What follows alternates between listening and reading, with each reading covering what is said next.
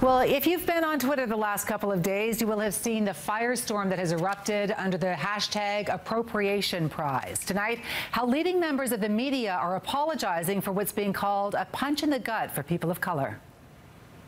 Cultural appropriation has made the news recently when a white artist was accused of profiting off the Indigenous community. When a Caribana mass band used sacred traditional headdresses on scantily clad women. And now social media has erupted in outrage using the hashtag Appropriation Prize. It all started with an editorial in Right magazine calling on white writers to imagine other peoples, other cultures, other identities. He even called for an award for doing so, the Appropriation Prize for Best Book by an author who writes about people who aren't even remotely like her or him. The editor resigned, and with this tweet, the controversy exploded. Led by the former editor-in-chief of the National Post, high-ranking members of the Canadian media started pledging money to an actual appropriation prize. Saw the names of several people who are in, who either run or are some of the most prominent faces of other news outlets. All of the people on that thread were either white or white passing, that they were all in positions of power.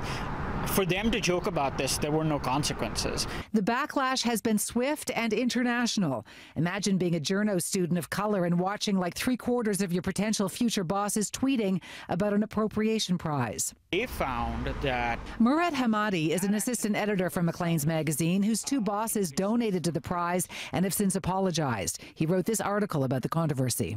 It's not hard to imagine that if you're a person of color looking at this and saying, these are the people who control hiring, these are the people who control which freelancers we hire, these are the people who look at the scope of Canada and say, what stories do we want to tell? And this is their attitude. Their attitude is that this concern that people of color have raised is not just unimportant, it is worthy of essentially ridicule. Today was a day of online apologies from some who had donated to the Appropriation Prize in the belief that they were standing up for freedom of speech and expression. That's not a free speech argument. It's not what can we joke about. It's that when you see this issue, your first instinct is to make light of it.